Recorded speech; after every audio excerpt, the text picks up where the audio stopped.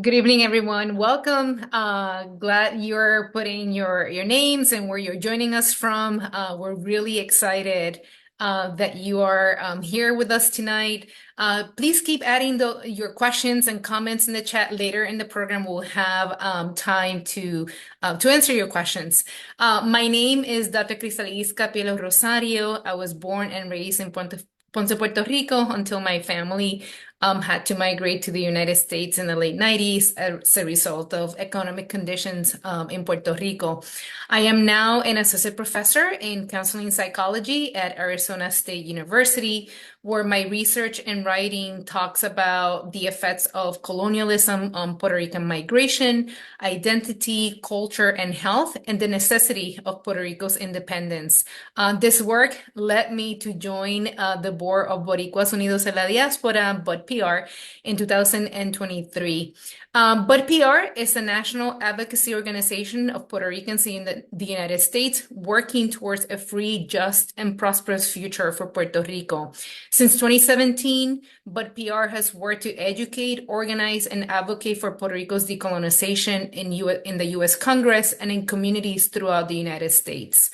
BUDPR is the only national nonpartisan organization that explicitly calls for independence for Puerto Rico, and is the only organization engaging with U.S. political leaders to advocate for Puerto Rico's sovereignty. If you want to learn more about our work, about our organization, including past and future events, please visit our website, budpr.org. We'll be adding the link to the chat. And, just wanted to let you know that this work is only possible with community support. So please consider making a financial contribution at budpr.org/donate. And we will also be adding that link. Today, we are honored to feature Alberto Medina, who is the president of BUDPR. Alberto is a writer, political commentator, and advocate for Puerto Rican independence. Alberto was born, raised, and lived in Puerto Rico for most of his life, where he worked as a journalist and editor. He is currently based in Colorado. Alberto has been directly involved in advocacy to federally policymakers and legislation impacting Puerto Rico, and frequently meets with local and national leaders to raise the issue of Puerto Rico's political status. As one of the few pro-independence political commentators in the U.S., Alberto has published more than a dozen articles in major media outlets like The Hill, The New Republic, Jacobin, Current Affairs, The Fulcrum, and the Latino Newsletter. He has delivered invited lectures on Puerto Rico to audiences at Tufts and Northern Illinois universities, and has also participated in public forums to discuss Puerto Rico's status at institutions like the Free Library of Philadelphia and the Delaware Law School. Alberto also has a Substack called Free Puerto Rico, where he writes about Puerto Rico's independence. And his book, Free Puerto Rico, The Case for Independence, will be published next year by the New Press, so be on the lookout for that. Tonight's event invites us to explore Bad Bunny's music as part of a much longer tradition of Puerto Rican cultural resistance and political struggle.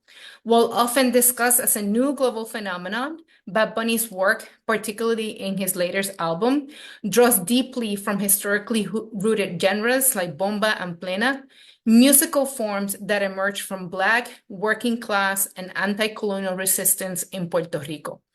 By centering these sounds, rhythms, and narratives, his music situates present-day critiques of colonialism, displacement, and inequality within Puerto Rico's enduring struggle for self-determination and independence, reminding us that music has long been a vital site of political consciousness, collective memory, and liberation for Puerto Rico. Bad Bunny's work translates long-standing critiques of life under colonial and neoliberal governance in Puerto Rico into a language that is accessible, emotionally resonant, and politically legible across generations and borders. His songs foreground the everyday consequences of structural neglect, such as chronic power outages, infrastructural collapse, land dispossession, housing insecurity, and forced migration, while directly naming the role of Puerto Rican politicians in sustaining these conditions through corruption, privatization, and policy decisions that benefit elites at the expense of Puerto Ricans. These realities, like researchers like myself, organizers and community leaders in Puerto Rico and across the US have been naming and resisting for a long time. What Bad Bunny does with this is to amplify this knowledge beyond academic and activist spaces and open it up to the wider public. By bringing this critique into popular culture, his music creates a shared entry point for dialogue, making visible how migration, displacement, and insecurity are politically produced rather than unavoidable, and legitimizing collective anger, grief, resistance, and joy as necessary and ongoing responses to structural colonial violence. Tonight's conversation is especially urgent because reactions to Bad Bunny's latest work reveal competing political projects. While many have embraced the album as a renewed anti-colonial intervention, others, particularly after the Grammys, have attempted to dilute its political force by framing it as a generic representation of Latinos or just a win for Spanish language music. These readings obscure Puerto Rico's colonial condition, flatten distinct histories into a generalized Latinidad, and neutralize music that explicitly names displacement, extraction, and resistance. So with this in mind, we now turn to Alberto, who will critically examine Bad Bunny's work as a deliberate cultural and political intervention rooted in political anti-colonial history. Alberto. Thank you, Cristalís. Thanks so much to everybody for being here. That was a fantastic introduction, and I think from it you can tell what a fantastic scholar Cristalís is. So be on the lookout for her work as well, even if it's in academic journals and not on Substack. Although you should have a Substack. That would be great. All right, we can't talk about Bad Bunny without listening to music, without watching music videos. So we're going to do a little bit of that today, and go through some lyrics and hopefully have some good conversation. As Cristalí said, keep your questions in mind. Get them going in the Q&A feature in the chat. We'll make sure to have time for those later. So I want us to start, as as Cristalís mentioned, by trying to place Bad Bunny in context, in the context of Puerto Rican artists, not just throughout the decades, but throughout the centuries at this point, who have combined, art and politics. And this is a tradition, like I said, that goes back not just to anti-colonialism against the United States, but to anti-colonialism against Spain. That first figure there on the left, Lola Rodriguez de Tio, one of the great not just Puerto Rican, but Latin American poets of the 19th century. The woman who wrote the original lyrics to Puerto Rico's national anthem before it was changed to the terrible colonial version that praises Christopher Columbus. She was also a pro-independence activist, independence against Spain, who supported El Grito de Lares in 1868, Puerto Rico's first big revolt against Spanish rule, and who was exiled from Puerto Rico for her political beliefs. Fast forward a few decades, and you have another great Puerto Rican poet, Julia de Burgos, who was not just a poet, but also served as Secretary General of the Daughters of Freedom, the women's branch of the Puerto Rico Nationalist Party. And you have Juan Antonio Correger, the author of a poem that many of us know and love, even if it's in song, Boricua en la Luna, who served as Secretary General of the Nationalist Party in the mid-20th century. You have the Nuyorican poets like Pedro Pietri, who, again from exile, from the diaspora, were combining art and politics. You think about something like Pedro Pietri's, Puerto Rican passport. And then, of course, fast forward a few more decades, and you have the person who I think could really be considered as Residente, or as Bad Bunny's predecessor, and then would become Bad Bunny's collaborator, Residente, who though he has never quite, achieved the level of global renown as Bad Bunny, is an incredible artist and a very successful and well-known, rapper in his own right, not just in Puerto Rico, but throughout Latin America. And this list goes on, these are six figures. I could put 60 here, from Luis Llorens Torres to who I actually have on my shirt. I don't know if you can see it, but this is from Bad Bunny's official merch um from his concert, to Luis Rafael Sanchez. So many figures have done this throughout Puerto Rican history, combined art and politics, and usually combine art and anti-colonial pro-independence politics. So why focus so much on Bad Bunny if, some of these other folks, even, especially somebody like Residente, who have been even more radical, even more, pro-independence in their activism. Um, well, honestly, simply put, because Bad Bunny has achieved a level of reach and popularity that is not just unmatched about among Puerto Ricans in history. It might be unmatched, among Latinos at this point, as he becomes one of the biggest artists in the world. Um, the New Yorker recently dubbed him the biggest pop star in the world. I think people know some of these numbers, but it's still kind of crazy to just visualize them on the screen. The tens of billions of streams on Spotify, the record-breaking concerts and residencies and Amazon live streams. Of course, now the historic Grammy for Album of the Year, the Super Bowl in a couple of days. Um, so, even if um, Bad Bunny isn't, and sometimes I get this question, it's like, well, but he's not actually the most political artist Puerto Rico's ever had, or the most um, overt about his anti-colonial politics. But if you're sort of a 4 or 5 out of 10, right, on the on the political activism scale, but you reach a billion people, that is a level of impact that is just far and away, and exponentially higher than someone who maybe they're a 9 or a 10, right, on that political scale, but they reach a much smaller audience. Um, so I think this is the importance of what Bad Bunny is doing, especially because usually this kind of goes the other way around, right? The more famous an artist gets, the more successful, um, the more money he or she makes, the shyer and the more timid and careful they get about their politics. And I think in Bad Bunny we see someone who's doing exactly the opposite. Um, and this isn't new for Bad Bunny, his political activism. And one thing I wanted to start talking about is that everything that we're seeing now is really part of an evolution that began years ago. I always like to say that one of the most important things to understand about Bad Bunny is his age. He's, if I'm not mistaken, 31 years old. That means he's part of a generation in Puerto Rico that has been dubbed the crisis generation, a generation that he himself, in this song that I'll talk about in a second, called the "We're Not Gonna Take It" generation. I've translated it. This is the generation that, or Bad Bunny himself, given his age, he was 21 years old when Puerto Rico's debt crisis exploded.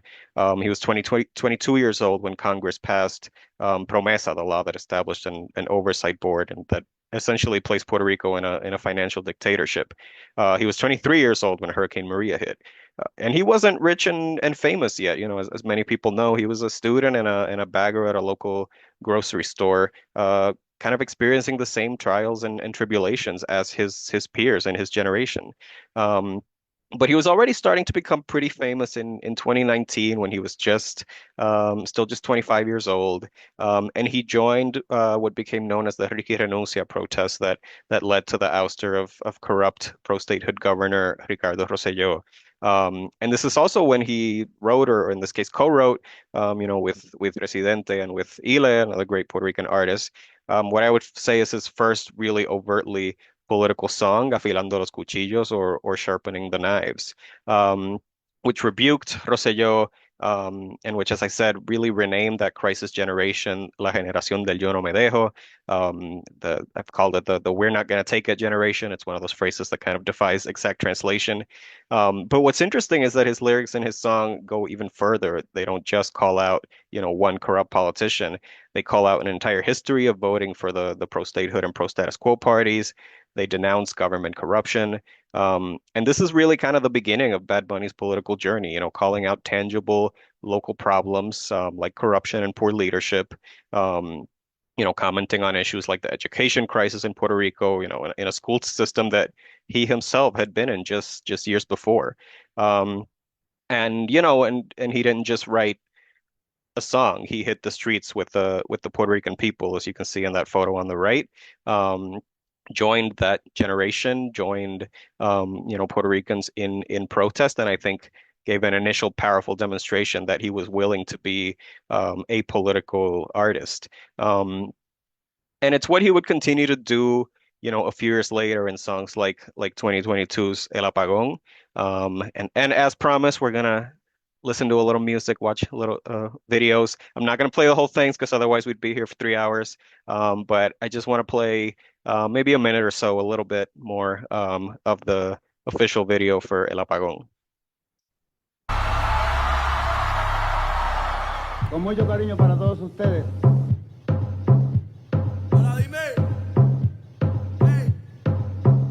Puerto Rico está bien cabrón, ey, está bien cabrón. De Carolina sale el reggaetón y los hijueputas de Bayamón, ey, ey. Quieren montarse en la ola y no han ido a rincón. Un besito pa' abuela en el balcón, cogiendo todos los hoyos en la Rubicón. P R, ey. Tierra de Maelo y Teo Calderón y de Barea, el que fue campeón.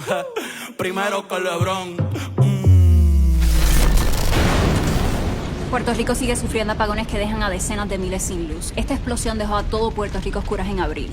En agosto, uno de los hospitales principales del país estuvo casi 20 horas sin electricidad. Todo esto después de que la distribución de energía en Puerto Rico pasara a manos de una compañía privada. El gobierno le otorgó un contrato multimillonario a una compañía de Estados Unidos y Canadá llamada Luma Energy y le prometieron al pueblo que el servicio sería mejor. Pero según las métricas del mismo gobierno, ahora los apagones son más largos. El resultado es estudiantes que hacen sus asignaciones a oscuras, en seres dañados y personas que no pueden conectar su equipo médico en casa. A la vez, el pueblo puertorriqueño ha visto 7 aumentos consecutivos en la factura de luz, mientras que los ejecutivos de Luma cobran salarios nunca antes vistos en la Corporación Eléctrica de Puerto Rico. Y hay gente que está perdiendo la paciencia y protestando en las calles. Maldita sea, otro apagón. Vamos pa' los bleachers a prender un blon. Antes que a Pipo le dé un bofetón. Puerto Rico está bien cabrón. Ey, está bien cabrón. Puerto Rico está bien cabrón. Ey, ey, pichea Maldiva. Yo me... All right. Sorry, I gotta get back into the presentation here. So, I always find this so interesting because this song and this video became famous because that journalist that you hear there in that interlude, he actually appends an entire mini documentary from her at the end of this video that's like, I think 15 or 20 minutes long. But I find it so interesting that he literally interrupts his music video with 1 minute of reporting about the privatization of Puerto Rico's energy grid and the deepening of the power crisis. And if you caught it right there at the end and wanted to keep it until you hopefully saw it, there's even a kind of blink and you'll miss it image of the great Puerto Rican nationalist leader, Pedro Albizu Campos, for good measure. So, I think this is another step that he took in that evolution of like, oh, I'm going to talk about the real, tangible, everyday problems affecting Puerto Ricans, whether it's government corruption and lack of funding, or it's the near constant blackouts. And I'm not just going to do that kind of on the side. I'm going to literally make that part of my music, part of my video, even if I have to interrupt what I was saying to give space to these political messages. So, Alberto, besides Afilando Cuchillos, like you mentioned, and El Apagón, can you walk us through some other examples, right, where Bad Bunny makes specific, right, he directly names a critique of colonialism, the territorial status, and the movement towards independence? Yeah, definitely. And what's interesting is that we can actually start seeing that before we even leave the song El Apagón, because even though it is about blackouts and that's such a big part of it, a lot of what people, remember from the song is actually the end in which he tackles a separate but connected issue, which is the issue of gentrification, of displacement, of American, millionaires, investors, corporations, moving to Puerto Rico and taking what he believes, what we believe belongs to the Puerto Rican people. So, the song has this completely musically different section in which someone sings, yo no me quiero ir de aquí, que se vayan ellos, lo que me pertenece a mí, se lo quedan ellos, I don't want to leave here. They're taking things that belong to me. And these are some of the themes that then he would pick up with even more force in the in his new album. Um, but again, just really explicit um, allusions and references to Puerto Rico's like serious political problems. It's almost like he was taking these headlines and turning them into song lyrics, into images in his music videos. And I think it's really telling that even as terrible um as the blackouts and the power situation is, this anti-displacement, and kind of anti-colonizer piece of like, don't come to my land and take my stuff is the part that I think became even more resonant from that video. And then, as I said, when we get into his new album, Debí tirar más fotos, which so many people have written about and talked about as a love letter to Puerto Rico, which it is, I think we start to see Bad Bunny as his most political, taking another step in that evolution of, you know, actually, I'm going to tackle some of these issues of colonialism and of the political status even more directly. And I'm gonna share something from a couple of songs from that, starting with my favorite song on the album, at least, and I'm pretty sure it's the one he's finishing his concerts with, which is La Mudanza. And again, I'm sorry that I can't play all of it, or we'd be here all day, even though it's worth listening to and watching in its entirety. But let's watch a little bit of La Mudanza's music video. Está peligroso. Si mañana muero, yo espero que nunca olviden mi rostro y pongan un tema mío el día que traigan a Otto. En la caja la bandera azul clarito y que recuerden que siempre fui yo, siempre fui Benito. Meterle más que yo, tú eres loco. Cabrón, tú eres loco. Lo que tú digas, me importa poco. A mí me quieren como Titi, soy serio como Coto. Lugia, oh, oh. Cabrón, yo soy legendario. La meto con cojones y con ovario. Millonario sin dejar de ser del barrio. Pa' que sepa.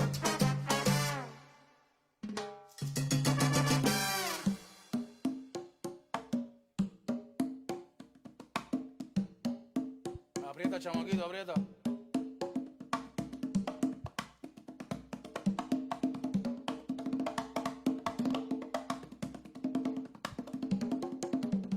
De aquí nadie me saca, de aquí yo no me muevo. Dile que esta es mi casa, donde nació mi abuelo. De aquí nadie me saca, de aquí yo no me muevo. Dile que esta es mi casa, donde nació mi abuelo. Yo soy de Pefo Guillermo.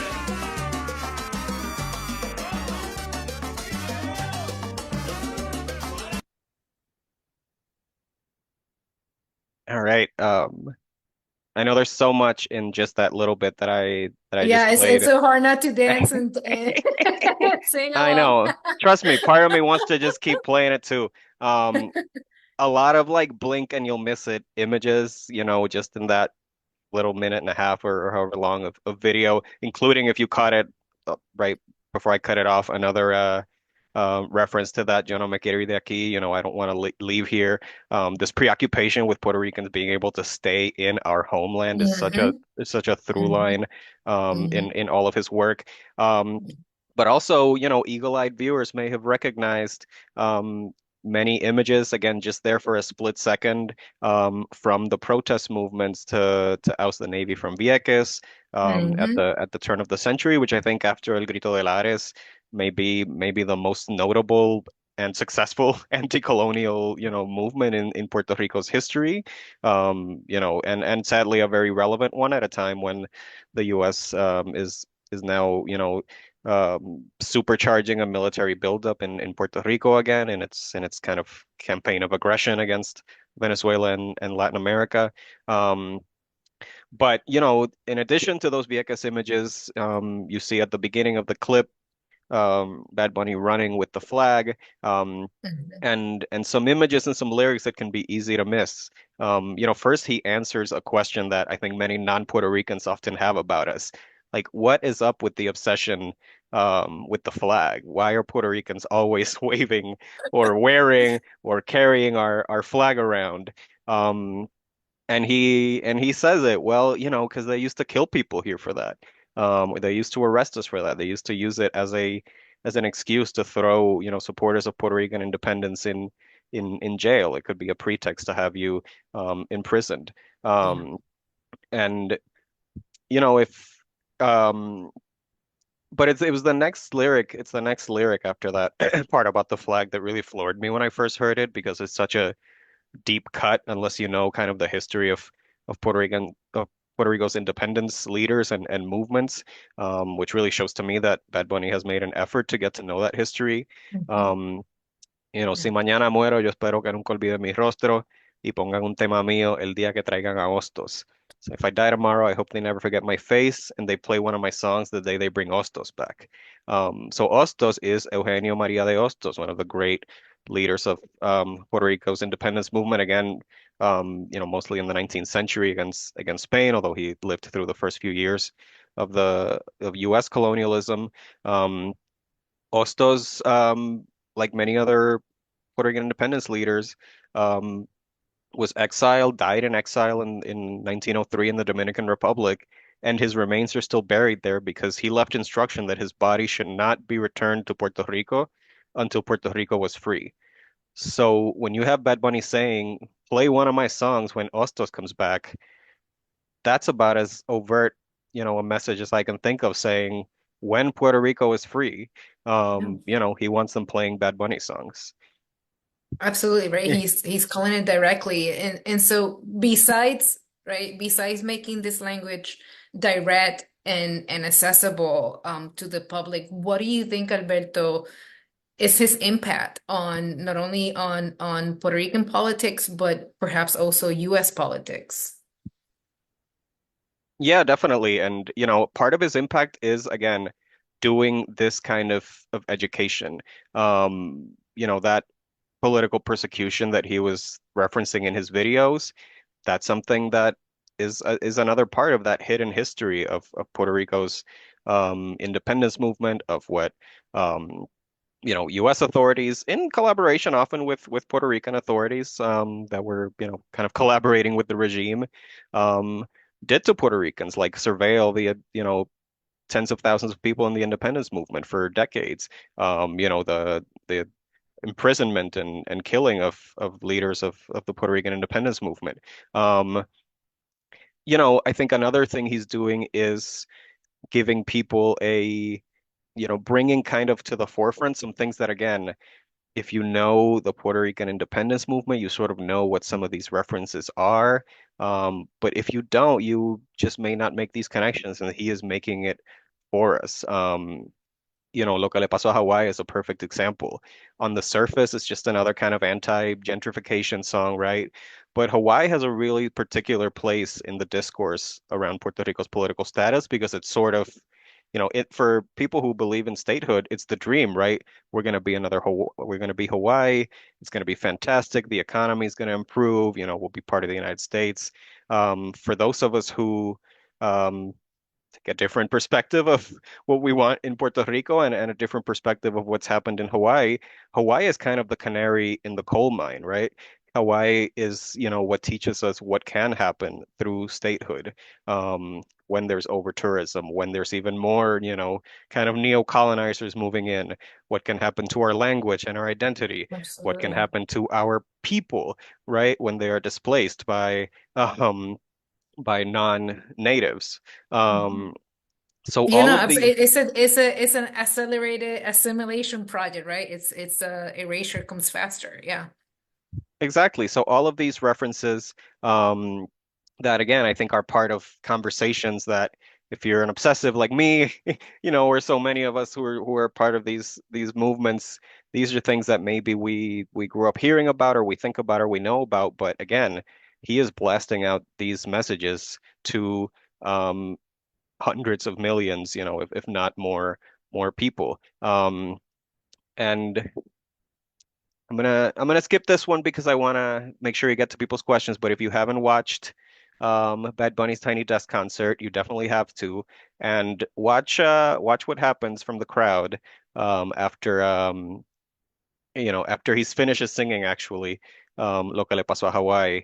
And someone shouts Viva Puerto Rico Libre, long live a free Puerto Rico, and he says it back. So another little moment on a very important stage culturally, right, of Bad Bunny signaling his support for Puerto Rico's independence. Um, and then again, just another little piece of this history that many Puerto Ricans know, many people may not. Folks who saw the music video for Nueva York, which I won't play again because I don't want this to go on forever, but will have caught that he shows up on top of the Statue of Liberty, putting the Puerto Rican flag up there. That's actually a reference and a tribute to two moments actually in the history of these anti-colonial and pro-independence movements in Puerto Rico.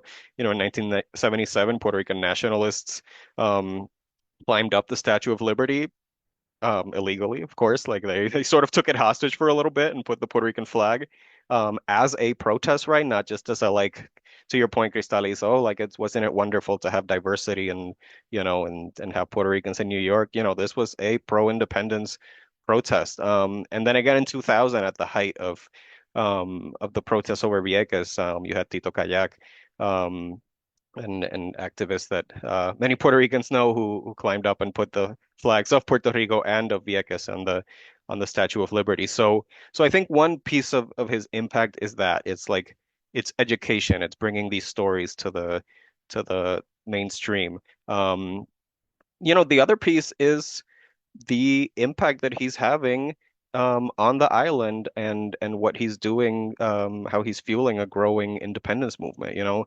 For many decades in both gubernatorial elections and in Puerto Rico status plebiscites, for many reasons that we could take another 10 hours to discuss.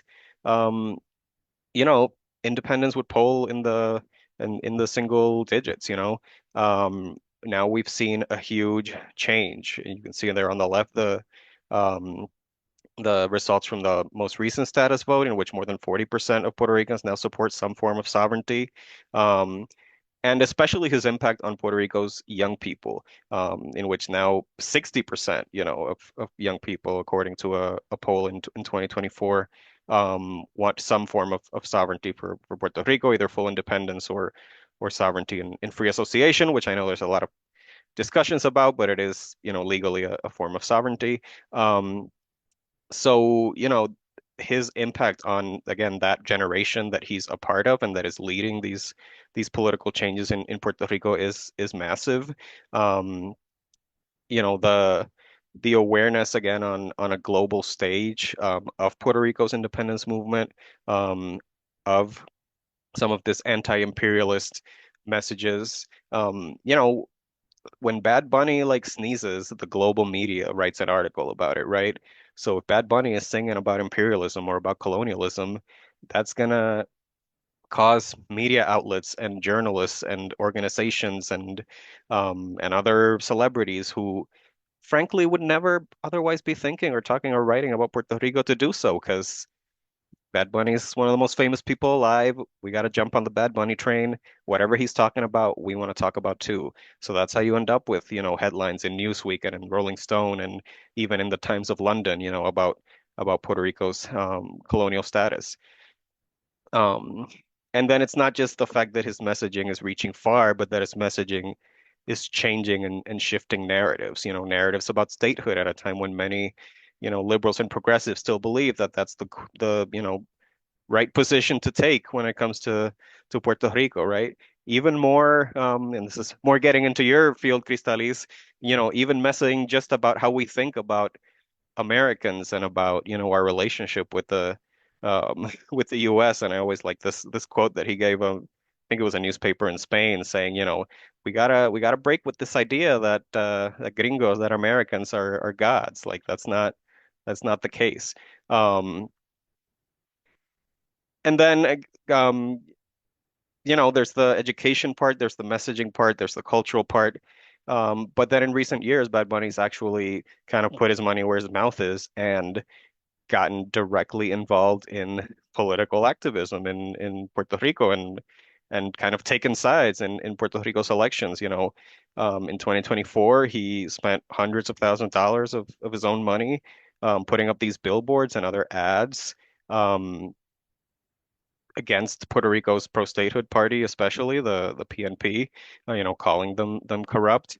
Um, and on the other hand, he directly endorsed um, the candidate from Puerto Rico's Independence Party, Juan Dalmau, and who was, mounted a serious challenge for Puerto Rico's governorship in an electoral alliance with another left of center party.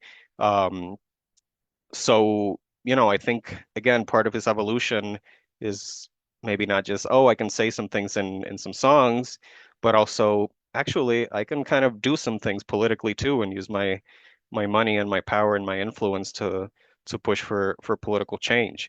Um, and I want to share one more song of Bad Bunny's and one more video because I think this is one that actually people don't know as well. I don't think it's in any album. He sort of released this by surprise in the fall of 2024 as part of the kind of commemorating the anniversary of Hurricane Maria.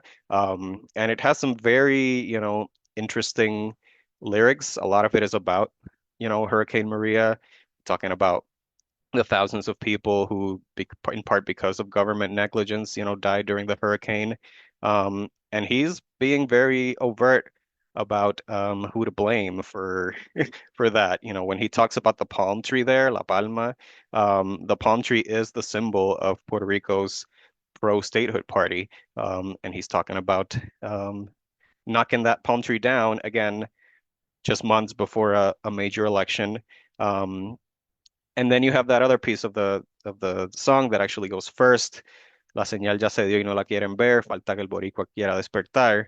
Um, and again, another little piece that, if you're not super familiar with Puerto Rico's history and independence movement, a direct allusion to the original poem and lyrics of Puerto Rico's national anthem, the one written by Lola Rodriguez de Tio, which uses some of that same language. And to my knowledge, Bad Bunny has only ever performed this song once live, and it was at the closing campaign rally of for Juan Dalmau, for that candidate of the Puerto Rican Independence Party in 2024. So I just want to play a little bit of that in case you folks haven't seen it.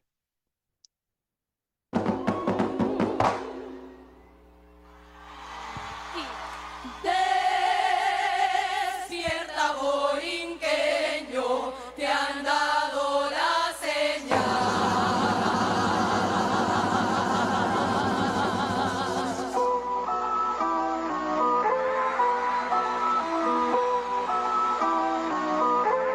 Como llegó este momento, el año pasa volando, pero este mes siempre se va lento,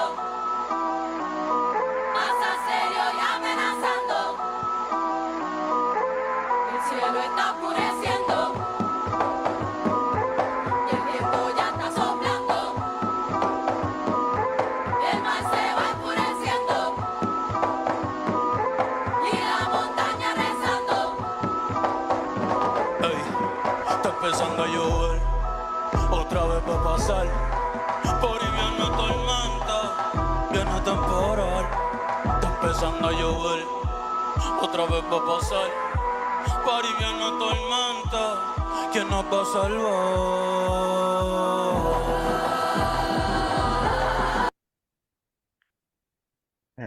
encourage people to go find that video on YouTube. It's called Bad Bunny Una Velita, Festival de la Esperanza.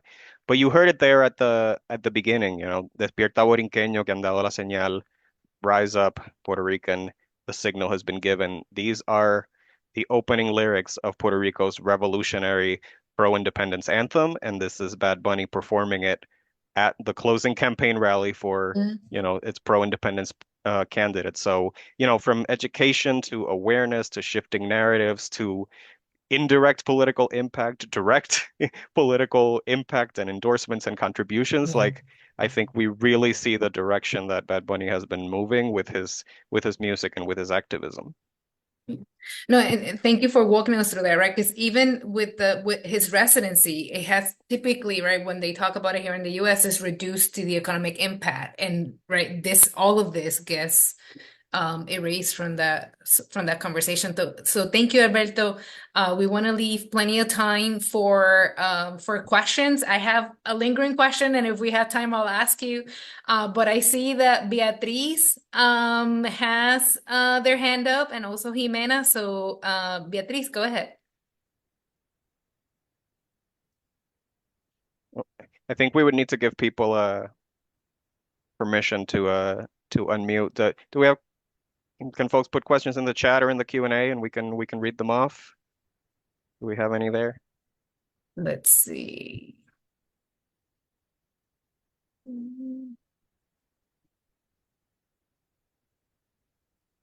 Yeah, I see. I'll stop the presentation for now. Yeah.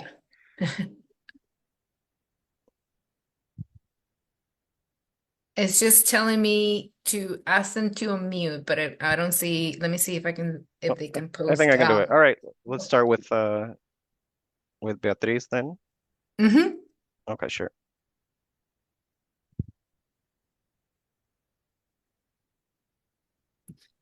Hey, I have no questions. Sorry, my dog hit my keyboard. Thank you for the awesome presentation, right, well, though. Thanks to you and to your dog for joining us. How about Jimena? And my apologies if I'm mispronouncing your name.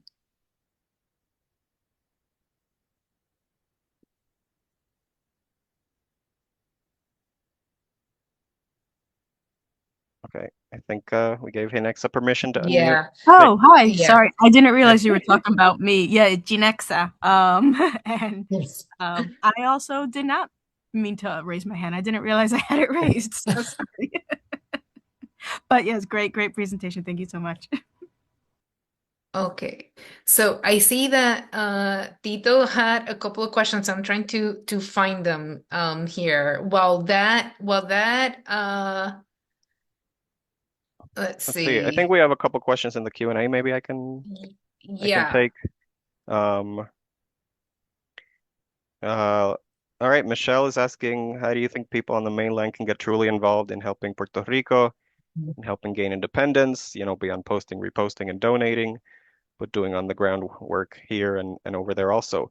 Well, that is a fantastic question, because that is what we try to do at BUDPR. You know, and that work takes on a lot of forms, and I think there's a lot of things that people can do depending on their capacity, their skill sets, what they're interested in. You know, we do need more direct political advocacy work. We need to make this an issue that we confront politicians with, that we expect them to have a position on, and that they understand, you know, if you don't have the position that I want you to have on Puerto Rico, you may not get my vote, right? This is politics. This is how it works. You need to be able to exert political pressure to get what you want. And so, you know, that means reaching out to your member of Congress, figuring out, are they even thinking about Puerto Rico? Has anybody ever even asked them to have a position on Puerto Rico? And it can be really powerful when constituents do that. And I know this because we do it all the time, and say like, hey, I'm your voter. Or I could be your voter. I'm in your district. Like, I'm one of your constituents. This is what I want you to do for me on this issue that I care about. So, you know, we need a lot of that political work. We also need to strengthen the actual structures and organizations that can push that work forward. So it's not just, individuals and one-off. And that's why, that's why we ask for donations, frankly. That's why we, BUDPR is an all volunteer organization. We do this in our spare time and out of the love of Puerto Rico and our desire to see it be free. But we need to grow this movement to a place where it has well-resourced, well-structured, well-funded organizations that can do this work, 9 to 5, 24/7. So, if you can contribute to that mission and movement, even if it's just with a few dollars a month, that's a huge part of this. We're not going to free Puerto Rico, on no budget and in our spare time. I always say that very honestly. And in terms of doing and work on the ground in Puerto Rico, we do try to stay really connected to what's happening in Puerto Rico. Most of our leaders and members are here in the US, but we do have members who started out as part of the diaspora and moved back to Puerto Rico. We have strong connections with organizations, both in terms of political parties and civil society organizations in Puerto Rico, so that hopefully our work can be, not just inspired by, but connected to what's happening on the ground. So, we need to keep building those connections, and that's not just connections among, politicians or lawyers or leaders. It's really, at every level of organizations, at every level of kind of advocacy in civil society, folks can help us, build stronger bridges between the island and the diaspora. Because honestly, when we go out and we do this work advocating, for Puerto Rico, people want to hear from folks, on the ground on the island, and to the extent that we can facilitate those voices in Puerto Rico, which usually do not reach places like Congress, or DC, the more we can make that happen, I think the stronger our movement's going to become. Thank you, Alberto. We have a question from Barbara. She says that we've seen the symbols he uses in his videos or the symbols he uses in his lyrics, but can you name some musical aspects or specific instruments or sounds that can be interpreted as political symbols? I think the fact that he has, really kind of rescued and brought, to a new generation and to the forefront, instruments like the cuatro, rhythms like bomba and plena, Ibero music, Afro-Caribbean music, is a political act in and of itself. And it's something Cristalís and I were actually talking about a couple of days ago. I think it can be a little hard for people who, again, aren't part of these conversations about Puerto Rico's status and colonialism to understand, elevating Puerto Rico's culture and Puerto Rico's traditions is a political act in and of itself, because there are entire political movements who, would tell us that those things don't matter, that those things aren't valuable, that what's valuable is, our American citizenship and our connection to the United States, and that assimilation is great. So the fact that sometimes it seems like Bad Bunny's entire artistic project is elevating Puerto Ricanness, including through the use of, traditional musics and sounds and rhythms and instrument, that I see as one of his biggest political acts, because it is reaffirming, for us as Puerto Ricans, that has value, that's worth defending, that's worth protecting. And then, we can all think about what the consequences of different political futures for Puerto Rico means for that culture, for that identity, and for the present preservation of those traditions, musical and otherwise. Alberto, so I see that Sebastian has his hand up, but he also posted his question. He says, how would you compare Bad Bunny's voice and artistic expression about Puerto Rican independence to other artists?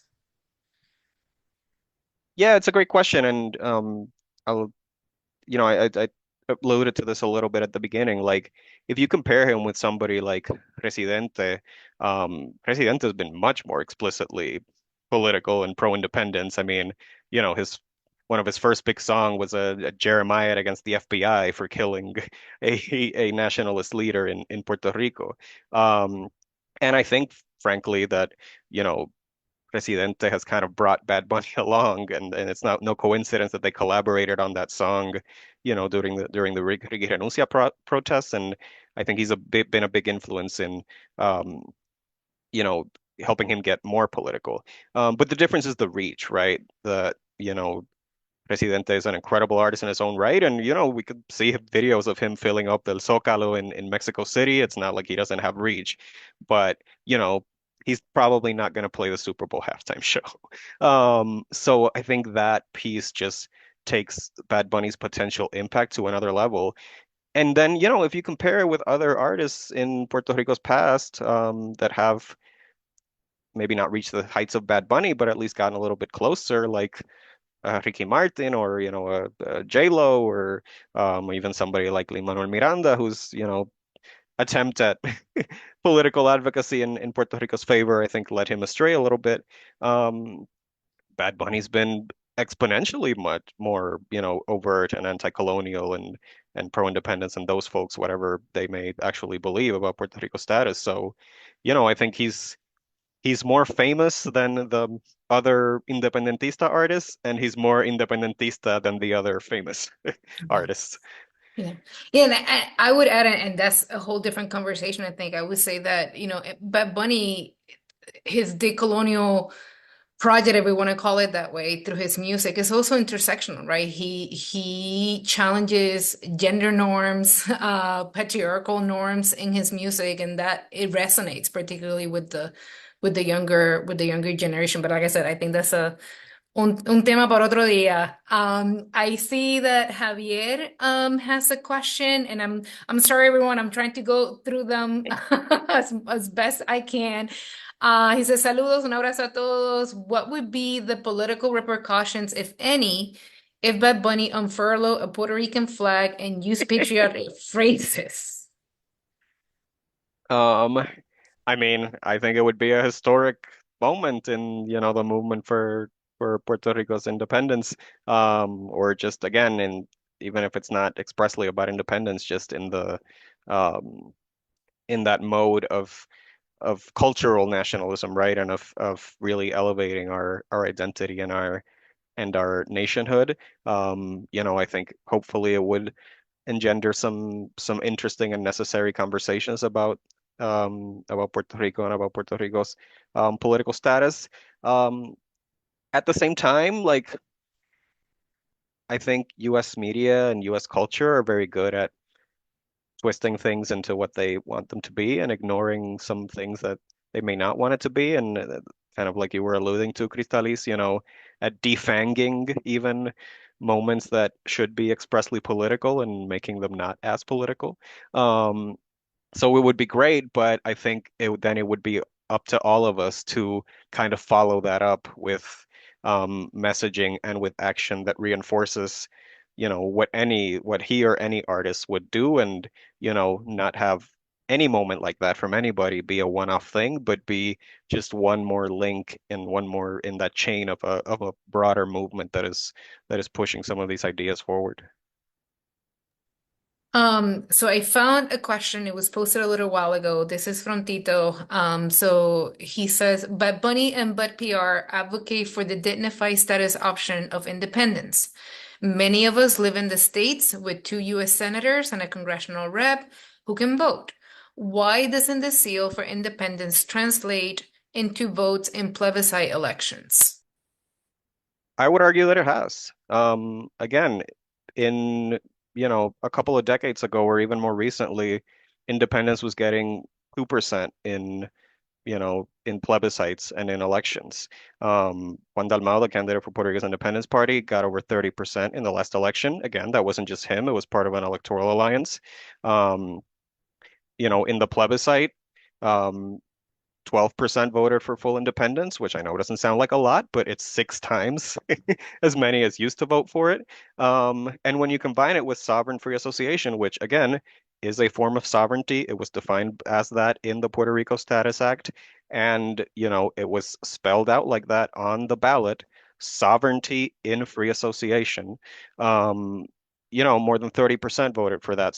So we've gone from a time in which sovereign options for Puerto Rico status were getting 3, 4, 5% to now over 40%. And I know people dispute that, in different ways, but I think those are the facts. Major political shifts don't happen overnight.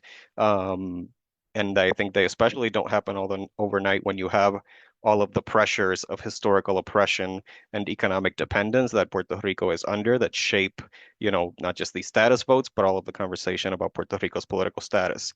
So I, I have to say I rejected the premise of the question because I think it is absolutely translating to votes in plebiscites in Puerto Rico's elections. It's not going to happen overnight. No political change happens overnight.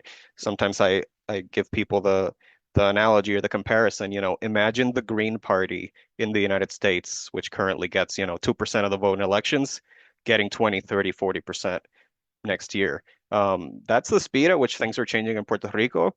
We're not there yet in terms of a majority, but I think it's been incredible progress on that front, and I don't think it's a coincidence that that progress has happened, as Bad Bunny's has been on the rise and leading this charge in on the cultural sense.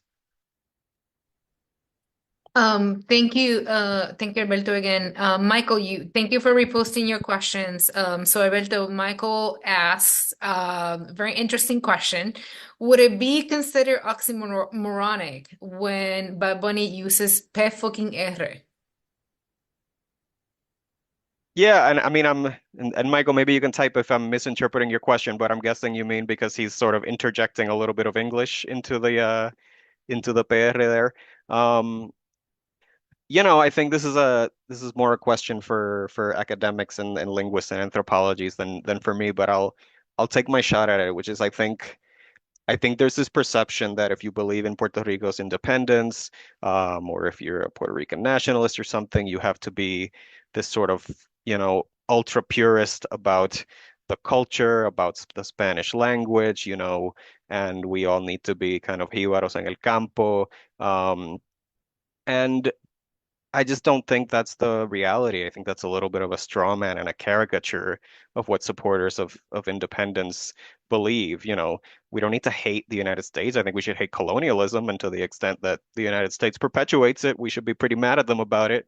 But we don't need to hate the United States. We don't need to hate the English language. We don't need to erase the fact that, we've been under U.S. rule for 127 plus years. So we're going to speak a little bit of Spanglish, both here in the U.S. and in Puerto Rico. So I don't see it as a contradiction.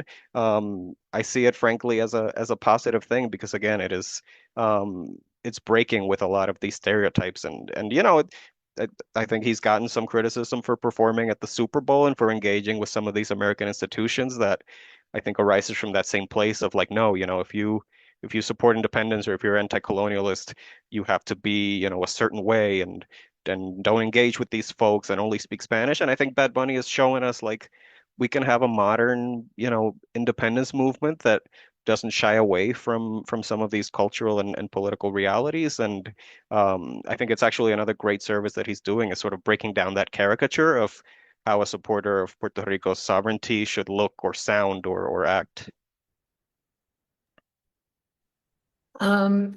So Michael has a second question. Are you familiar with any general strikes that most or the whole island has ever been part of? I mean, I think most people consider the movement, to oust the Navy from Vieques, a general strike that did, shut down the highway, the main highway in Puerto Rico. We sort of did it again in 2019. I was privileged enough to be there to oust Ricky Rosselló. I think both of those are interesting examples because they both sort of worked, right? So with the Ricky Rosselló one, for example, who knows how many days or weeks that would have, and there were many protests, for a couple of weeks until the big one that hundreds of thousands of people went to. Would we have kept that going if he hadn't resigned and it would have turned into a real, general strike? That's an open question because he did resign. General strikes are hard. I think we're seeing that now in the United States. It's hard when people like live paycheck to paycheck, which they do here in the US and even more so in Puerto Rico to commit themselves to something like a general strike. So yeah, I mean, those are the two big kind of modern protest movements that come to mind, and that worked. And I think they both offer lessons to us in terms of when we advocate and when we hit the streets, even if we're going up against a governor or against the United States military, um, we can be effective. We have a couple more questions, but I just want to, thank everyone as we approach our closing. Thank you for joining us. If this presentation conversation resonated with you, we invite you to visit our page, budpr.org. If you want to support our efforts financially, you can go to the same website, budpr.org. /donate, and I'll make sure to post the links again. Lloret de Mar asks, how prepared do you think Puerto Rico is to be independent, economically, in terms of infrastructure, the people? Yeah. So this is the great, I think, crux of the Puerto Rico status issue and the great sort of contradiction and vicious circle in the Puerto Rico status issue. There's this sense that Puerto Rico cannot, be independent until it is more stable and prosperous. Many of us would flip that around and say, like, Puerto Rico will never be more stable and prosperous until it's independent. Because if you believe, as we do, that colonialism is a system of oppression and exploitation, then it's certainly not the only problem that Puerto Rico has, and changing the status is not a panacea. It's not some magic wand that's going to solve every problem, but it is a necessary precursor to Puerto Rico achieving stability and prosperity. So if we wait until Puerto Rico is quote unquote ready to be free, Puerto Rico will never be free because colonialism itself will never allow it to be ready. And frankly, this is what's happened. This is why we're on year, 128 of the colonial status, because people fall into this vicious circle thinking of like Puerto Rico's not ready, so we can't be free, and it ends up being the other way around. That being said, of course, there are going to be major challenges in any transition to independence. Most serious supporters of independence, recognize those challenges and, advocate for things like a economic transition period with assistance and with financial assistance from the U.S. And again, we can talk about that for many more hours in terms of how feasible it is and why that would or would not happen. But I think we have to do both at the same time. We have to advocate for the best possible transition and kind of parachute for Puerto Rico as it exits this, incredibly long, incredibly difficult relationship of dependence. But if we wait until Puerto Rico's ready, we're going to be waiting another 128 years because we are just not going to get ready under the colonial status. That is precisely the thing that holds the island back. Okay. Yeah, and I think in my own work, right, I see even people who express that fear of, what would happen if things were to change with independence, that desire to end this asymmetrical relationship and the exploitation is there. But yeah, so thank you for bringing that up, right? That we can't wait to be ready. It's never gonna happen. Yeah. Well, I'll say one more thing Yeah. about that quickly. And by the way, I'm happy to stay a few extra minutes if people have more questions. You don't need to be able to answer that question of what's going to happen under independence to support independence.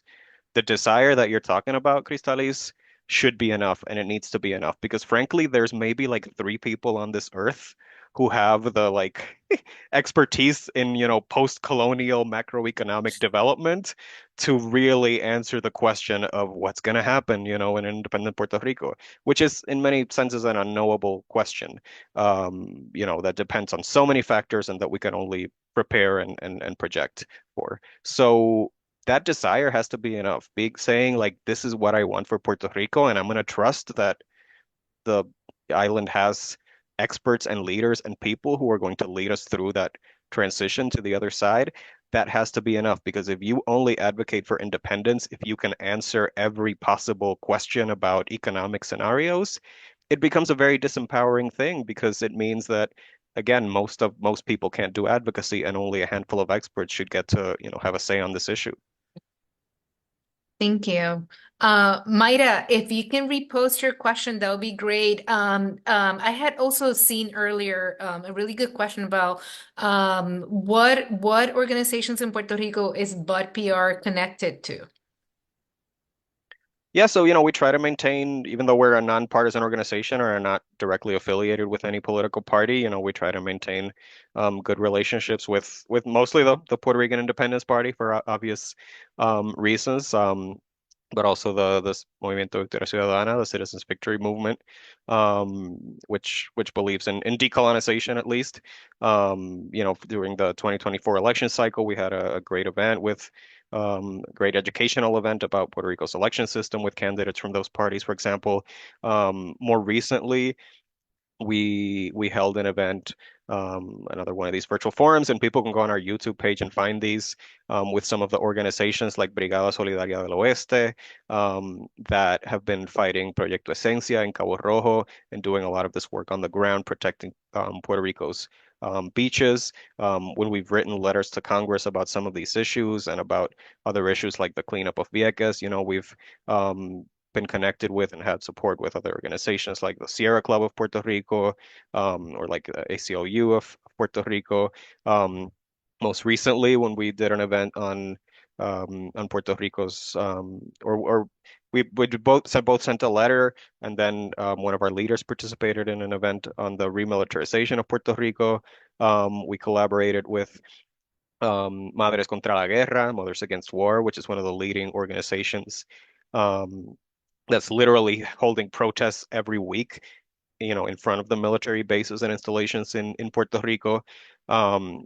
So, we do our best to, again, with our limited capacity, and you all can help us increase that capacity to establish those ties, to strengthen those ties, not just to political parties, but to on the ground activists and civil society organizations that are working on some of the issues, whether it's environmentalism or anti-militarism that we see as tied to our mission to stop colonialism. Thank you, Mayra, for reposting your question. She asked, thank you for this presentation. Can you share any primary, secondary resources you use to inform your presentation?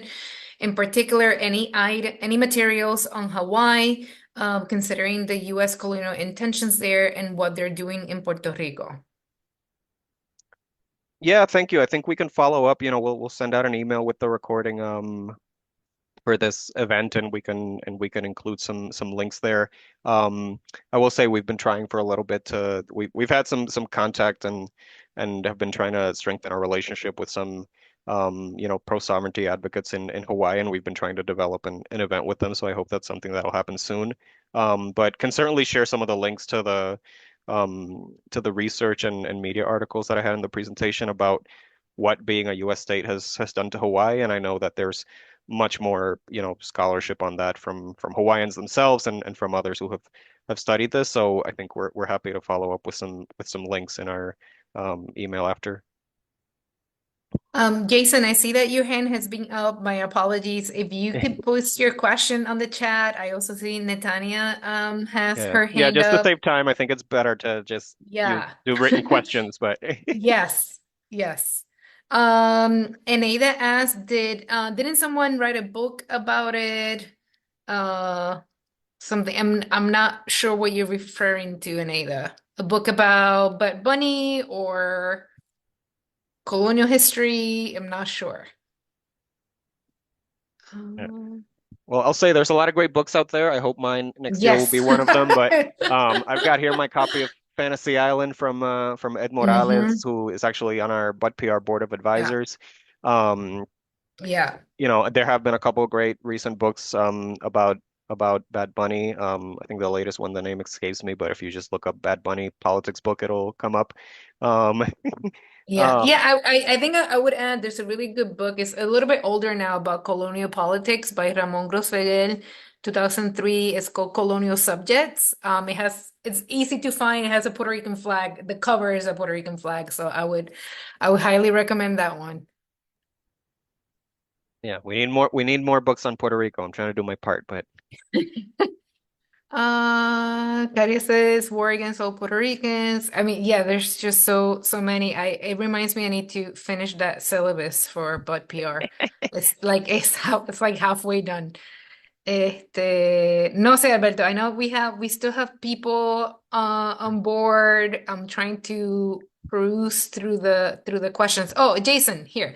Thank you, Jason. Seen as But Bunny has clearly stated his position subliminally and directly in many ways. Why do you believe he said we are Americans at the Grammys? Do you believe it was a strategy or referring to the continent as a whole? Great question. I was surprised it took this long to get to the Grammys. Um, yeah, I have my own thoughts on this, which are my thoughts, not but PR's thoughts or anybody else's. Um, First of all, who knows, right? I mean, you'd have to ask him what he meant and how he meant it in that moment. Um, but I think context matters, and I think in the context in which he was speaking, in the context in of a lot of that evening, and in the context of a lot of what's happening in the country, with ICE, which he was obviously denouncing directly. My personal view is that in that moment, he sort of put on not a Puerto Rico, conversations about Puerto Rican identity hat. He put on I am going to speak for all Latinos, for, immigrants in the United States, for even non-immigrants in the United States who are getting abused or even killed by the Trump administration. And I think, which is something that I've been critical of, but this idea of we're all Americans is kind of one of the main messages that people share when they are trying to defend, people being able to stay and live and thrive and not be abused in the United States. So my personal view is that he was wearing his kind of hat as a defender of Latinos in the US when he said that. Um, which makes sense because, he's Puerto Rican and his work is about Puerto Rico, but he's also like a major figure for all Latinos, and you can just see what his concert tour has been like in the rest of Latin America. So I applaud him for kind of taking on the responsibility of doing that. I would have phrased it differently, but I kind of understand where he was coming from. Again, that's my interpretation.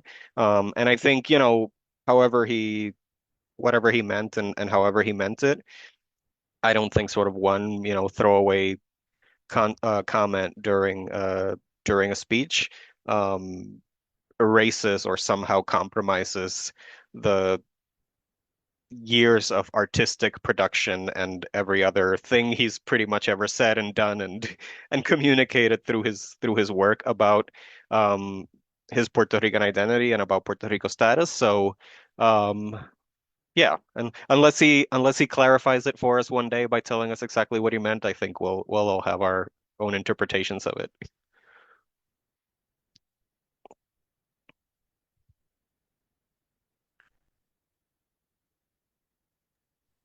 Barbara asks, I didn't go to school in Puerto Rico. How much gets taught? I'm sorry that I'm laughing because how much gets taught about colonial resistance and its history? Would you say there is something as an official history, and another that does not get told? I think you could answer this question, Cristalís. Yeah, I mean, Yeah, let me drink some water while you take. yeah, I know, right?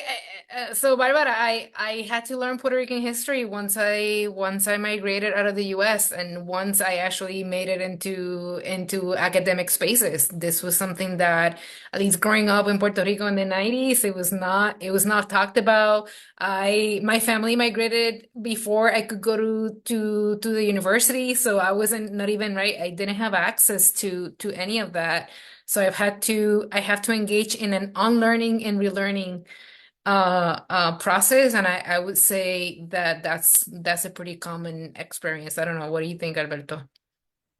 Yeah, I think that's right. And beyond just like any overt attempts to suppress Puerto Rico's, more yeah, history of resistance, which I think those exist. Even just the debate and the uncertainty about what Puerto Rico is, like hurts education because we can't even agree on what Puerto Rico is. Like you have half of the people saying like the United States arrived in 1898, and you have half of the people, saying the United States invaded in 1898. Those are two very different starting points for for Mhm. history, for a history lesson, right? Or for a history book. Um, and so I think the fact that these conversations are so difficult and that we're still figuring out who we are as a people and what has happened to us makes that task of, educating young people and not so young people even harder. Um, so my apologies, Victor. Yeah, I'm trying to, like I said, peruse best I can through the comments. So one of your latest comments, if I'm reading it correctly now, or see, it just went down again. We are Americans. We're not North Americans. The term Americans does not belong to USA. Even Canadians are Americans. Yeah, I agree. Yeah, that's another Um, possible interpretation of his yeah. comments. Mm-hmm. Again, we'll never know. Um, I personally don't think he meant it that way, just because I think it's mostly, that's it's in that room. I don't think that's the use of the word Americans that would have resonated, but it's possible. Mm-hmm. So Victor, I found your question. You mentioned you send letters to U.S. Congress. To who in Congress are you addressing this issue of Puerto Rico? It depends. I mean, what the specific issue is that we're dealing with. We've sent letters, for example, to congressional leadership when there's been amendments on the table about the cleanup of Vieques, because we are pushing for specific, leaders or members of Congress to support those amendments so that they pass. When we just sent a letter most recently opposing the remilitarization of Puerto Rico and the U.S. military buildup of Puerto Rico, well, that goes to not just the Defense Department, but to leaders on the Armed Services Committee of both branches. When we're advocating for Puerto Rico's decolonization and independence specifically, that's less about letters and more about meetings and trying to educate and trying to build relationship with um, uh, old and new allies, of the cause of Puerto Rico, whether we're thinking of folks like Nidia Velázquez and AOC and, some of the Puerto Rican members of Congress, to other folks, especially progressives who we believe um, will back our cause. We had a great event in Washington, D.C.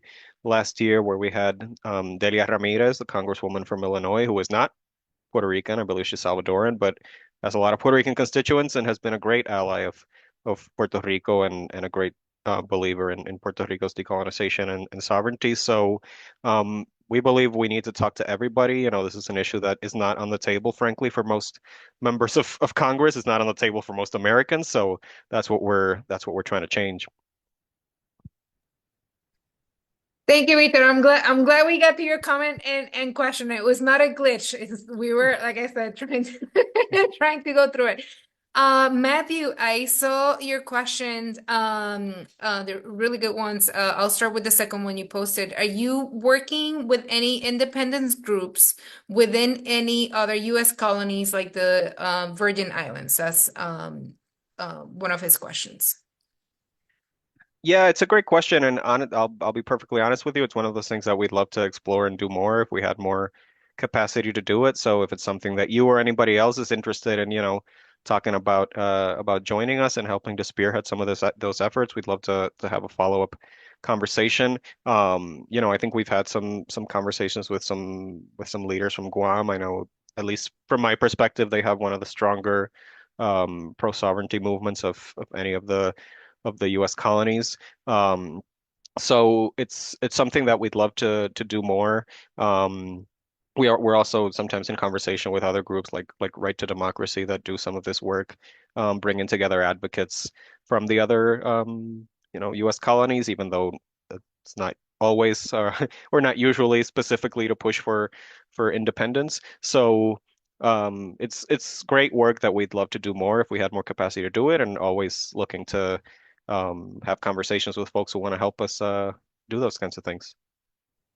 Yeah, we have also had conversations with activists in Hawaii. That always it's just difficult. Everybody's very tapped, very busy. So yeah. So Matthew, you also asked, how do you feel? Oh, sorry. How do you feel about CARICOM and what would you want Puerto Rico and would you want Puerto Rico to join that or any other Caribbean interstate organization like ECS or ACS? I think one of the great benefits of independence for Puerto Rico is the ability to have, much more integration with the rest of the world, the rest of the region, and I think some of these international, multi country organizations can be a big part of that. I'm honestly not gonna sit here and pretend I can sort of parse the which specific ones Puerto Rico should join or not join, and I know, some of these organizations are unfortunately serve as mini arms of of imperialism, um, more than organizations that are trying to support nations' sovereignty. So I think, like kind of like I was saying about Puerto Rico being ready for independence, the important thing is to have the ability and the power to do it. Right now, Puerto Rico doesn't. As an independent nation, it would, and then it'll be up to Puerto Rico's leaders to make those calls and decide, who we want to be in relationship with and in partnership with, politically and diplomatically across the world. But um, certainly the isolation that Puerto Rico has because of the colonial status that doesn't even allow us to enter these sorts of organizations, except sometimes with, kind of a weak observer status that has no power. Um, I think it's been terrible for Puerto Rico to not be able to have this kind of regional integration. Thank you, Aneda, for posting your question. So she mentions that there is a book she believes is called Brexit, that talks about a plan for if Puerto Rico were to become independent. She asked if we have read it. I have not. I don't know, Alberto, if you have read it and if you have Well, any I don't thoughts know on if our it. yeah, I don't know if our friend Javier Hernandez is still here. Maybe if he is, he can say so. But he wrote that book, so I'm sure um, he'd be Ooh, happy we to have connect royalty with you here. Great. and chat.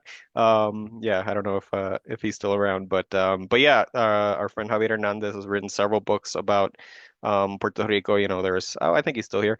Um, which folks can find on Amazon.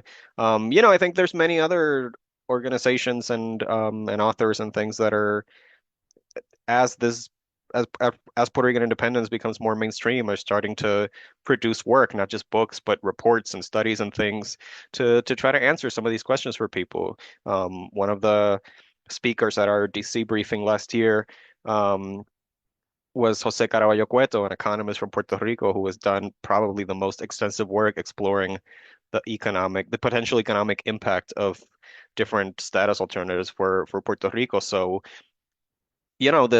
the work and the plans and the ideas and the studies are out there. They're not always super easy to find, I'll admit, but there are very good and serious scholars and people talking about independence, writing about independence, putting some of this work out there for people who want to educate themselves more.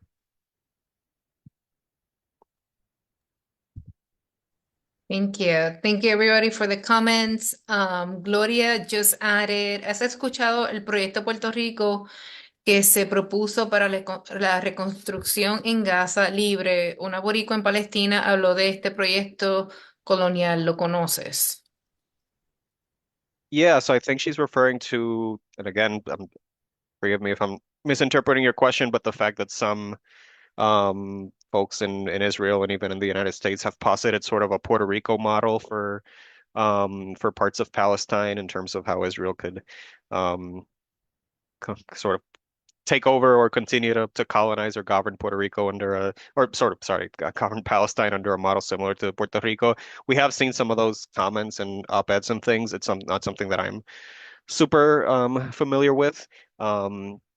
It's incredibly concerning, and I think it just goes to show that we're talking about colonialism here, whether it's Palestine, whether it's whatever Trump wants to do in Greenland, whether it's Puerto Rico, there are unfortunately powerful um, people and countries and forces that just think it's a-okay to take land, to dominate people, to keep them under political subordination. So I think it's very revealing and concerning when anybody, because these conversations are happening now with Greenland too, when anybody posits the Puerto Rico model for anything, because the Puerto Rico model is colonialism, it's oppression, and it's, poverty and precarity for the people in the colonized territory. Thank you, everyone. Again, another shameless plug. If you have enjoyed staying over, asking questions, getting wonderful answers from Alberto, please visit our website. También está el link para donar. So again, thank you to everyone. Matthew just posted, do you feel if we gain independence, should we try and do trade with the EU, even though the British, French, and the Dutch still have colonies within the Caribbean? Yeah, I mean, I think the ability to strengthen Puerto Rico's trade relationships and especially to increase our exports, which are, currently limited not just by things like the Jones Act, but also like the Interstate Commerce Clause, all kinds of things that frankly I'm not an expert on, but I try to read people who are really sort of strangle Puerto Rico's trade and export potential. You know, we still need to live in the world, and we can't solve every injustice in the world at the same time. We should keep trying. But forget about Britain and France. Like an independent Puerto Rico should try to have the strongest possible economic relationship with the United States. It's, the world's economic superpower, and I think countries that manage to have good trade relations with the US, whether they deserve to or not, end up thriving more and being more prosperous, whether we like that or not. I sometimes don't like it. So, I think we need to be realistic about those sorts of things. I think if we were going to be independent and only have relationships with or trade with the good countries in the world, we'd only have about 2 or 3 countries to choose from. So I hope that as an independent nation, Puerto Rico will be a force for good and for decolonization and for justice in organizations like the UN, for example, and in some of these other regional organizations for however much that kind of diplomacy is worth. But again, we have to be realistic and embrace, I think, a contemporary and practical understanding of what Puerto Rico would need to do as an independent nation, which, like all countries, and we see it right now with how a lot of countries are reacting to the Trump administration on tariffs and on everything else, like, you're not always going to have a perfect moral record because we don't live in a perfect moral world. God, that's a Thank terrible you. answer. But I think it's the truth. It's such a bummer that that's the case, but I think it's the Yeah. truth. Thank you, everyone, for your comments, for your questions. I think I went through all of them from beginning to end. And I just saw, Martina, you asked, today I saw the news that Trump is investigating voting in PR. Is this tied to Bad Bunny, or Puerto Rico doesn't vote for president? And I think this is not, I think this is about something that happened previously. If I read the news correctly, with Tulsi Gabbard, doing that, but I don't think the investigation is happening now. I think the investigation happened. I don't know if I'm incorrect with that information. I think that's right. Yeah, I think this is looking back at a previous election. Yeah. But again, this is sort of breaking news. I think we're all seeing the headlines for the first time today. But yeah, my sense is that it's tied to some of the broader investigations happening in Yeah, I in the saw. federal When I read government it, I'm about like, this voting is fraud for 2020. they're using us again for experimentation to then Yeah. to Well, then generalize it here. yeah, I know for the last election, there were some questions because, some of the, I don't want to say the company because then I'll get sued, but I think one of the companies that the Trump administration, kind of blamed for voting irregularities in the U.S. was also a company that provided voting machines for Puerto Rico. So I believe that's a lot of what this is about. And frankly, there were a lot of problems with the voting machines in Puerto Rico, so much so that weeks, we thought that the results of the plebiscite were something completely different because the machines had apparently read the plebiscite results wrong. For my money, there's still an outside chance that that independence could have gotten more votes than than free association, which is what the results were for weeks until the machines were supposedly corrected. So, yeah, always interesting and irregular things happening in Puerto Rico elections, unfortunately. Before I get to Matthew and Victor's question, I saw so Vanessa asked, Alberto, can you plug the Super Body Sunday events? Yeah.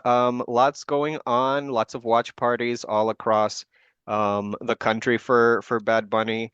Um, I'm trying to pull up the Instagram now so that we can share the link, but if somebody else can do that, please do it. Yeah, Super Body Sunday. It's sort of a collection of different events happening. Yeah, the IG is just that Super Body Sunday. Lots of watch parties and things happening in different cities. Um, I think some online things too, some IG live. So if you're looking to watch Bad Bunny's halftime show with some fellow Boricuas, check it out and see if there's an event happening in your city, or just start one. Invite some people to your living room. Talk about Puerto Rican independence. So Victor, you ask, do you believe that Bad Bunny should use the Super Bowl platform to call out for free Puerto Rico from colonialism?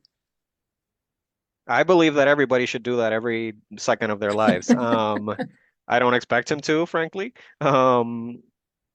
But I wish he would, and who knows, maybe he's a very, I think, intentional artist and sometimes very overt and sometimes very subtle, and I wouldn't be surprised if there's little nods, here and there to things that we can have a whole other webinar to talk about. Um, I don't think he's gonna declarar la República, as we say in Spanish, just like proclaim a free Puerto Rico from the Super Bowl stage. That might be asking a little bit too much. I hope one day it won't be, I hope one day um, it'll be the kind of thing that all artists and leaders feel free to do and say and speak out about, even in very high profile stages. Yeah. Well, I mean, if he does, then we can definitely do the after Super Bowl show. Oh yeah. Uh, Matthew, you asked, do you believe in maintaining U.S. bases even with independence like Palau, or that we should seek security alliances elsewhere? I would very much like Puerto Rico to not have U.S. military bases. I think the history of that in Puerto Rico has been terrible.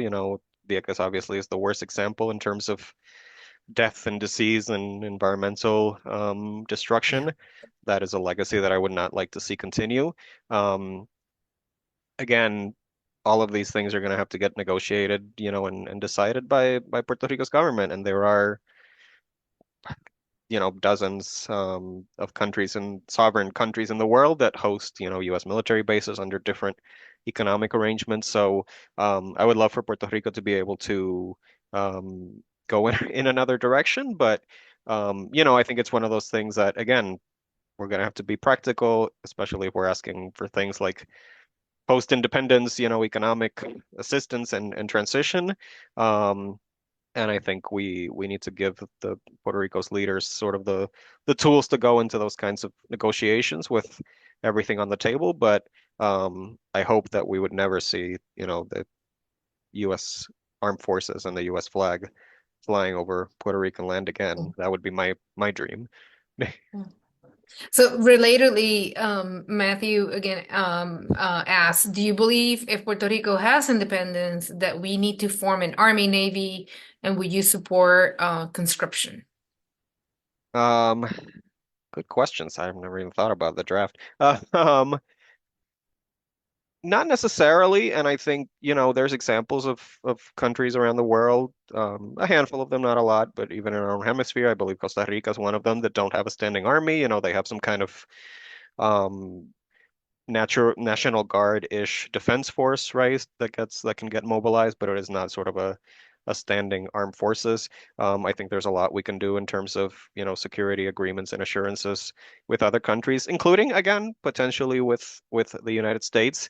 It does seem to be mostly the United States that invades other countries, so I personally don't have a lot of these fears that other folks have that, our neighbors or whoever are gonna like immediately invade Puerto Rico once the U.S. Army is not there to protect us, because I think the U.S. Navy's mostly, killed and poisoned our people, not protected us. Um, so again, I think everything should be on the table, and I think it'll be up to Puerto Rico's elected leaders to make those choices. I'm not a fan of the military and militarization in the first place, so all I can say is, from my perspective, I hope that we have to rely as little as possible on, those very oppressive organizations and structures, even when they're not the product of a foreign government. So I think it's one of those things where, like, I could tell you what my dream scenario is, and the reality might look a little bit different in a complicated world.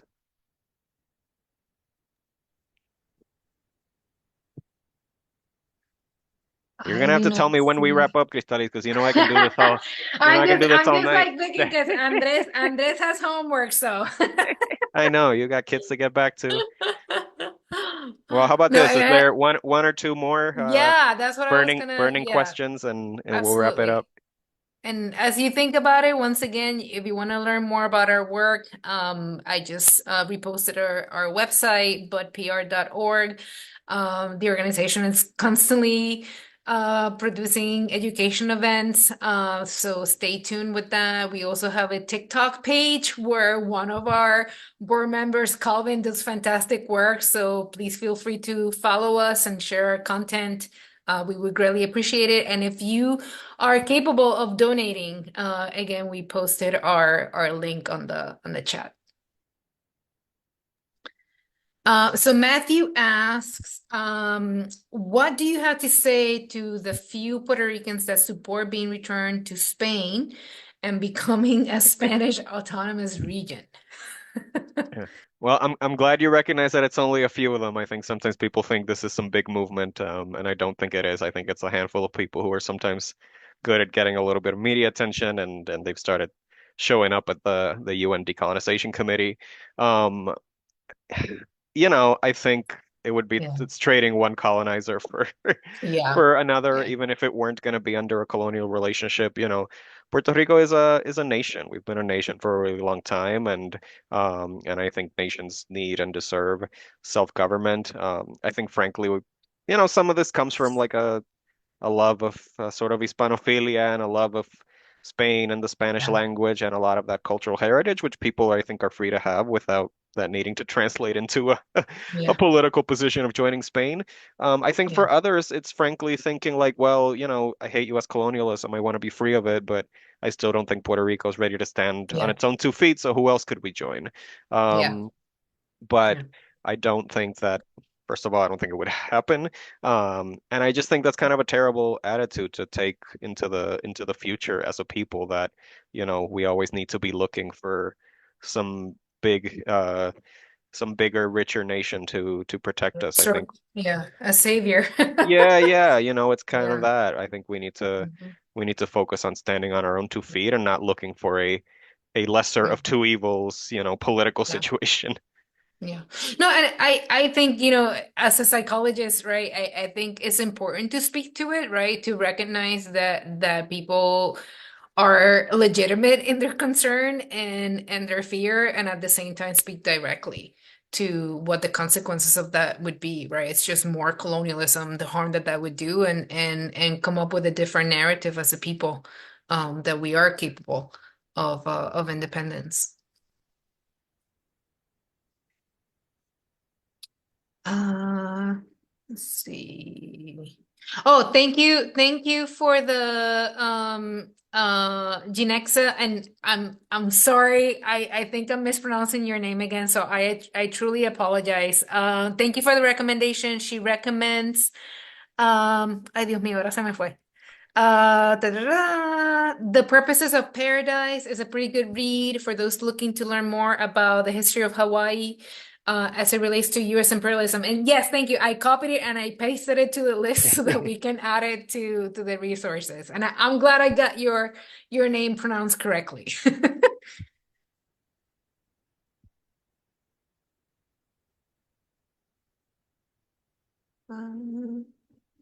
So maybe one last question, and this comes from Eneida. While we were talking about Spain, what about the movement of having dual citizenship with them?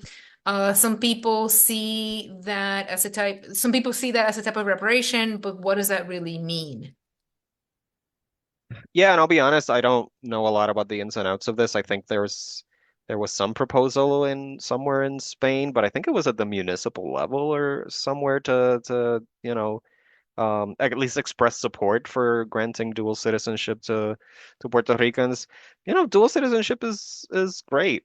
As long as it's not, part of any other arrangement of political, domination or subordination. Um, so I think if it's just a matter of like, hey, let's honor our shared heritage or let's create opportunities, for people to travel or to live or to work, all those things are fantastic.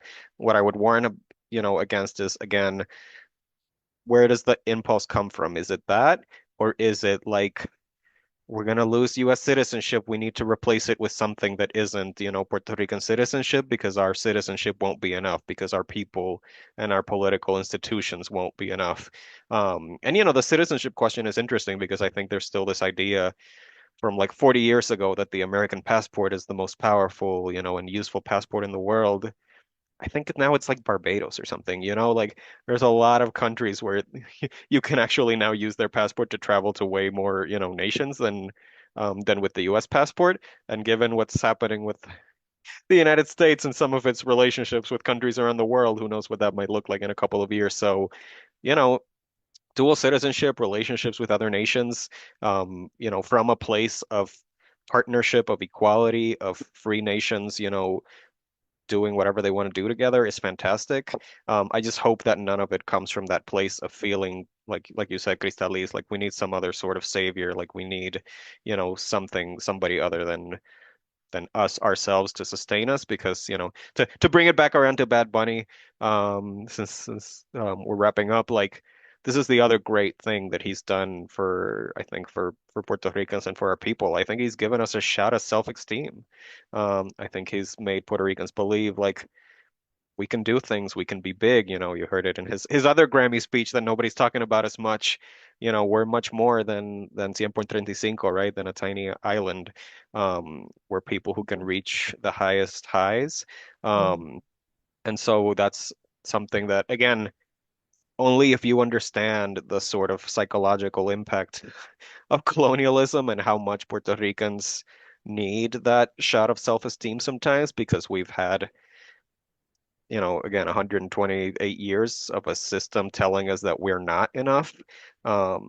Just telling Puerto Ricans that we are good enough, by ourselves and for ourselves is a fantastic political contribution to our people. Well, thank you, everyone.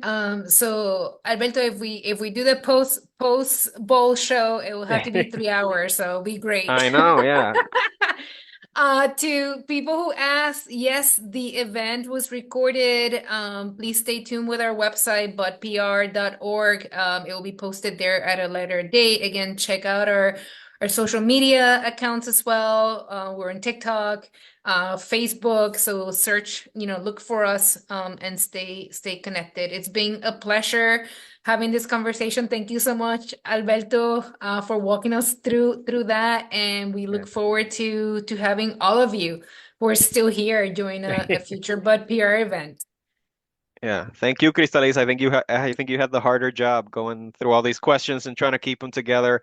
Thanks everybody for joining us. There's nothing better than talking about Puerto Rico. That's why we're all here still an hour and 45 minutes into this, because it brings us together. It makes us happy.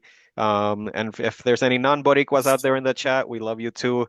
talk about Puerto Rico more with us, and Yeah, we need allies. with your Yeah. non-Puerto Rican friends. So hopefully we'll have lots more fun conversations to have. Enjoy the Super Bowl halftime show, and yeah, we hope to see you at a future BUDPR event. Buenas noches, everyone. Good night. Bye, everybody.